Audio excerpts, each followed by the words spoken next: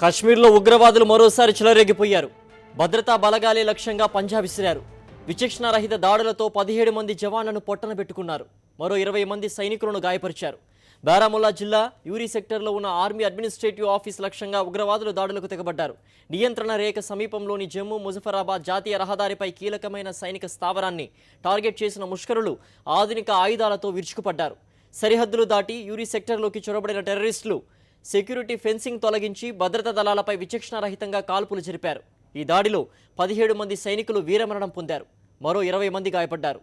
వారిని వెంటనే సైనిక ఆసుపత్రికి తరలించి చికిత్స అందించారు.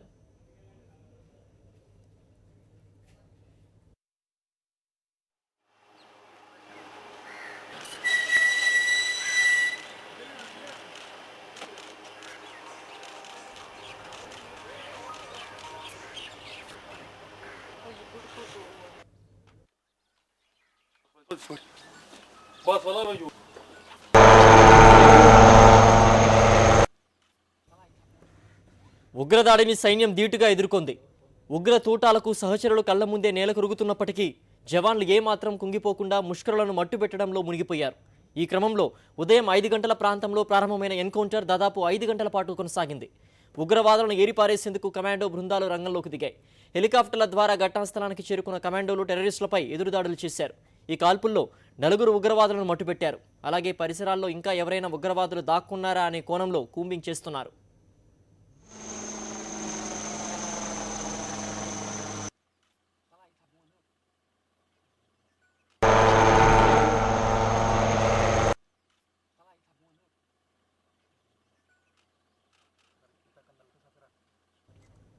ఈ ఆర్మీ బేస్ వాస్తవాధీన రేఖ వెంబడి చాలా కీలక స్థావరమని తెలుస్తోంది.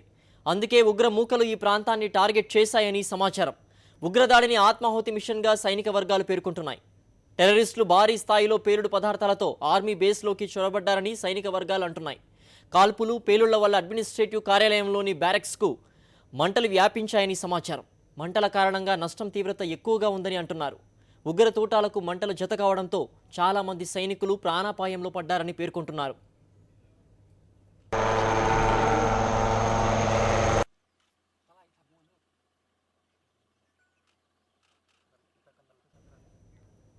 ఉగ్రదాడి నేపథ్యంలో జమ్మూ కాశ్మీర్ అంతటా హై అలర్ట్ ప్రకటించారు. వాస్తవాధీన రేఖతో పాటు బారాముల్లా యూరీ సెక్టర్లలో రహదారులను మూసివేశారు. సరిహద్దు గ్రామాలతో పాటు అనుమానిత ప్రాంతాల్లో విస్తృతంగా సోదాలు నిర్వహిస్తున్నారు. దాడి జరిగిన ఆర్మీ బేస్ క్యాంపునకు అదనపు బలగాలను తరలిస్తున్నారు. పారామిలిటరీ దళాలు, కమాండో ఆపరేషన్ బృందాలు తరలి వెళ్లాయి.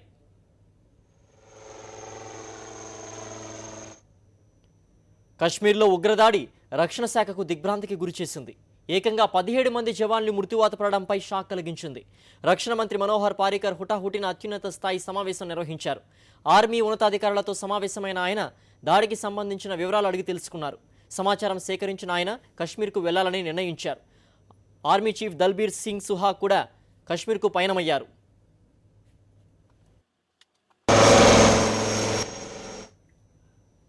కశ్మీర్లో ఉగ్రదాడులతో కేంద్రం అప్రమత్తమైంది. యూరీ సెక్టర్లోని సైనిక కార్యాలయంపై ఉగ్రవాదుల కాల్పులకు సంబంధించిన ఘటనపై కేంద్ర హోంమంత్రి రాజ్నాథ్ సింగ్ ఆరా తీశారు. సైనిక ఉన్నతాధికారులతో మాట్లాడిన ఆయన ఘటనకు సంబంధించిన వివరాలు అడిగి తెలుసుకున్నారు. సరిహద్దు ప్రాంతాల్లో అత్యంత అప్రమత్తంగా ఉండాలని సూచించారు. కశ్మీర్ గవర్నర్, ముఖ్యమంత్రులతో ఫోన్లో మాట్లాడారు. వాస్తవానికి రాజ్నాథ్ సింగ్ విదేశీ పర్యటనకు వెళ్లాల్సి ఉంది. రష్యా, అమెరికాల్లో ఆయన పర్యటించాల్సి ఉంది. అయితే కశ్మీర్లో జవాన్లపై దాడి నేపథ్యంలో ఆ పర్యటన వాయిదా పడింది.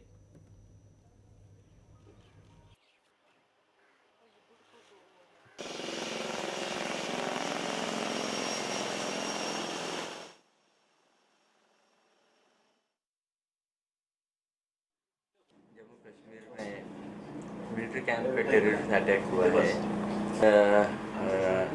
First and most important is that compacting operation and उसके बाद कैजुअलिटीज और इसका सबका दिया जाएगा. కశ్మీర్లో ఉగ్రదాడులు కొత్తమీ కాదు. గత కొన్నేళ్లుగా పేలుళ్లు, కాల్పులు జరుగుతూనే ఉన్నాయి. అయితే ఆయా ఘటనల్లో ఒకరిద్దరు జవాన్లు ప్రాణాలు కోల్పోవడం జరిగింది. ఎప్పుడో ఒకసారి ఎక్కువ మంది జవాన్లు మృతి చెందారు. కానీ 17 మంది జవాన్లు ఒకేసారి వీరమరణం పొందడం మాత్రం ఇటీవలి కాలంలో ఇదే మొదటిది. ఉద్దంపూర్లో జవాన్లపై ఉగ్రవాదులు పంజా విసిరిన సమయంలోనూ పంజాబ్లోని పఠాన్కోట్ వైమానిక స్థావరంపై భీకర దాడి జరిగినప్పుడు కూడా ఇంతమంది జవాన్లు చనిపోలేదు. ఈ నేపథ్యంలో యూరీ సెక్టర్లో జరిగిన దాడిని కేంద్రం తీవ్రంగా పరిగణిస్తోంది.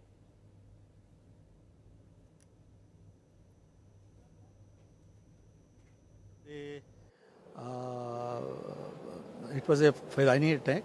It was done in the morning. Some soldiers they have been injured, and about 4 militants they have been killed.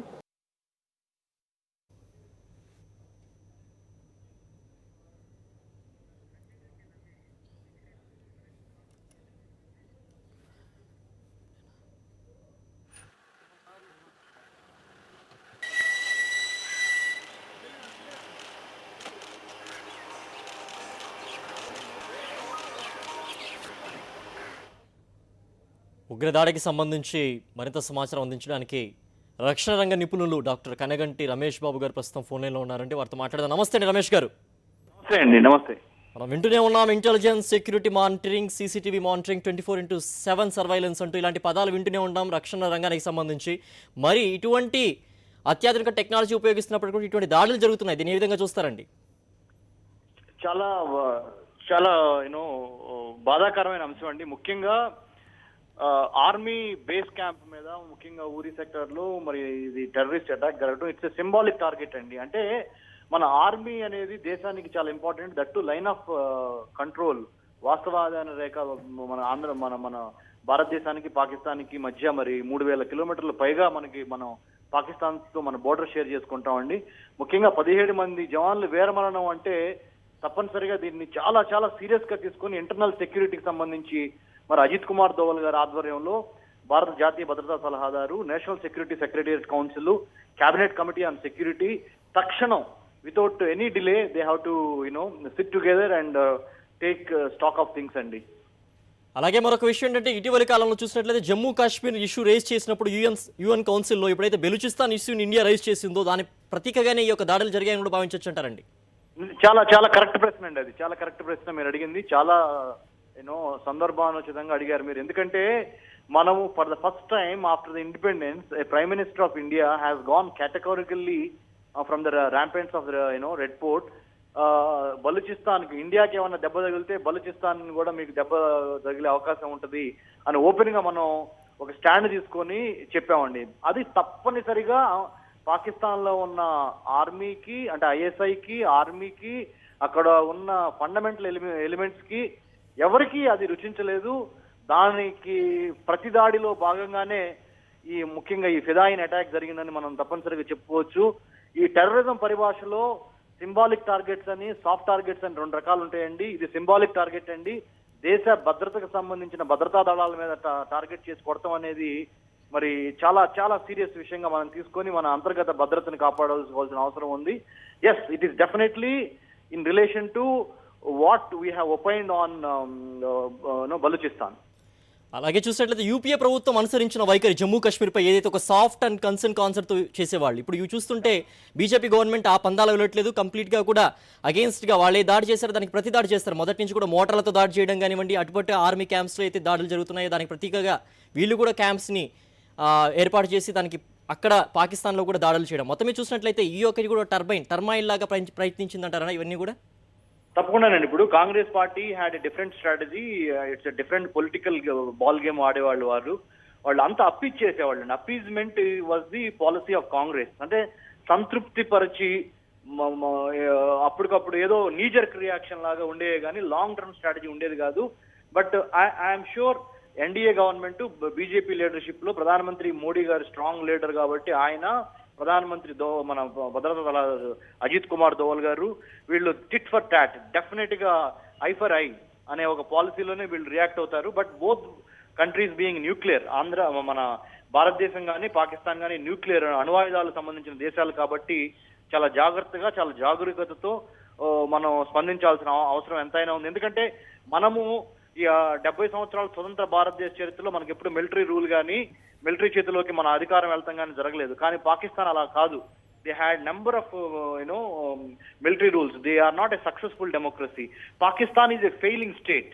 Pakistan is a weak state and Pakistan is a failing state. పాకిస్తాన్లో negotiate చేయడానికి కూడా మనకి ఒక civilian government గట్టిగా ఉండదు. ఒక పక్కన ముల్లాలు, ఇంకో పక్కన ఫండమెంటలిస్ట్ ఎలిమెంట్స్, ఇంకో పక్కన ఆర్మీ, పాకిస్తానీ ఆర్మీ, ఇంకో పక్కన ఐఎస్ఐ ఎలిమెంట్స్, వాళ్ళ intelligence. So they are a very pathetic condition Pakistan. So మనం చాలా జాగ్రత్తగా డీల్ చేయాల్సిన అవసరం ఉంది పాకిస్తాన్తో. ఇప్పుడు డెఫినెట్ గా దీన్ని మనం చాలా చాలా స్ట్రిక్ట్ గా, స్టర్న్ గా మనం రియాక్షన్ ఉండాల్సిన అవసరం ఎంతైనా ఉంది ఫ్రమ్ ఇండియా సైడ్. అలాగే రమేష్ గారు, బార్డర్ ఫెన్సింగ్ కూడా సరిగ్గా లేదు అనేటువంటిది, ఏదైతే ఫెన్సింగ్ ఉన్న ఏరియాస్లో అనేటువంటి జరుగుతుంటే ఫెన్సింగ్ లేని ఏరియాస్లో ఏ విధంగా చొరబడుతున్నారో మనం అర్థం చేసుకోవచ్చు. మరి ఒక ఫెన్సింగ్ కూడా సీసీటీవీ మానిటరింగ్ కూడా ఏర్పాటు చేస్తున్నామని కూడా చెప్పారు. మరి ఎంతవరకు ఇంత చేస్తున్నప్పటికీ కూడా టెక్నాలజీ పరంగా ఇంతగా అప్గ్రేడ్ అవుతున్నప్పటికీ కూడా ఎందుకు ఇలాంటి చొరబాట్లు జరుగుతూనే ఉన్నాయండి? తప్పనిసరిగానండి, అది ఇది కూడా చాలా కాంటెక్స్టువల్ గా అడిగారు క్వశ్చన్. హ్యూమన్ ఇంటెలిజెన్స్ అని, టెక్నికల్ ఇంటెలిజెన్స్ అని, ఇమేజరీ ఇంటెలిజెన్స్ అని, ఇంకా ఓపెన్ సోర్స్ ఇంటెలిజెన్స్ అని, ఇంకా చాలా చాలా పలు రకాల ఇంటెలిజెన్స్ రకాలు ఉన్నాయి. అన్నిటిని ఉపయోగించి కూడా చివరికి ఇలా జరగటం అనేది చాలా బాధాకరం. అంటే it again shows that we're not up to the mark. We're there, but I mean our intelligence agencies, our law enforcement agencies have been doing a good job, but this time around not up to the mark అనేది మనకు అర్థం అవుతుంది. So human intelligence లో తప్పనిసరిగా weakness కనపడుతుంది ఇక్కడ మనకి. More than imagery, technical are visual, it's more human intelligence లో ల్యాప్సెస్ అని నాకు అనిపిస్తుందండి. దాన్ని కూడా మనం పూర్తి చేసుకోవాల్సిన అవసరం ఉంది. ముఖ్యంగా మనము the way that we're getting closer to United States of America, the way that we're getting closer to other Muslim countries or Islamic countries in Middle East, ఇది పాకిస్తాన్కి మింగుడు పడట్లేదు. దానికి పైగా ఈ చైనా పాకిస్తాన్ ఎకనామిక్ కారిడార్ తో ఏ విధంగా పాకిస్తాను చైనా ఒక రకంగా చాలా దగ్గరగా వస్తా, మరి ఇండియాని ఏలినేట్ చేయడానికి, ఇండియాని ఒంటరిదాన్ని చేయడానికి, ఇండియా చుట్టూ ఉన్న ఇంపార్టెంట్ కంట్రీస్, చిన్న కంట్రీస్ అయిన శ్రీలంక, పైన నేపాల్, పక్కనున్న భూటాను, మయన్మారు, ముఖ్యంగా ఇరాన్, పాకిస్తాన్ తో వాళ్ళు ఎంతో వ్యూహాత్మకంగా చైనా కూడా తన పావులు కదుపుతా ఉంది. చైనా పాకిస్తాన్ దోస్తీ రోజు రోజుకి పెరుగుతూ ఉంది. ఇంకో పక్కన పాకిస్తాన్ కూడా చాలా లాస్ట్, మీరు ఒకసారి గమనించండి, లాస్ట్ 6 to 7 months లో నుంచి నవాజ్ షరీఫ్ గారు, ఆయన ప్రధానమంత్రి గారు చాలా ఇండియాకి సంబంధించి చాలా చాలా డ్యామేజ్ చేస్తున్నారు Pakistani prime minister. So I think now the time has come that we have to be very open and vocal about India's concerns, especially with related to Jammu and Kashmir vis-a-vis Pakistan, and we have to take it up in a very big way and do the immediate గా ఈ crisis management చేసి తర్వాత ఒక long term స్ట్రాటజీతో దీన్ని ఎదుర్కోవాల్సిన అవసరం ఎంతైనా ఉందండి. అలాగే పాకిస్తాన్లో ఉన్నటువంటి ఒక సంస్థలు ఏవైతే ఉన్నాయో ప్రభుత్వం ప్రత్యక్షంగానే ఇక్కడ వేర్పాటువాదులకి ఫండ్స్ అనేటువంటి ఇవ్వడం, ఇక్కడ వీళ్ళ ద్వారా ఈ యొక్క ఘర్షణ వాతావరణం క్రియేట్ చేయడం చేస్తుందని చెప్పి కూడా మన ఇండియన్ గవర్నమెంట్ అనేటువంటిది క్రిటిసైజ్ చేస్తుంది. మరి దీనికి సంబంధించి ఇప్పుడు ఈ యొక్క పఠాన్కోట్ ఇన్సిడెంట్లోనే ఇప్పటి వరకు పెద్దగా ఫలితాలు రావడం లేదు. మరి దీనికి సంబంధించి కూడా పెద్దగా ఇన్ఫర్మేషన్ అనేటువంటిది వాళ్ళ దగ్గర నుంచి కూడా రావడం లేదు. మరి దీనికి సంబంధించి పూర్తి వివరాలు మరి కాసేపట్లో మీకు అందించే ప్రయత్నం చేస్తాం. థ్యాంక్ యూ అండి కనిగంటి రమేష్. థ్యాంక్ యూ అండి.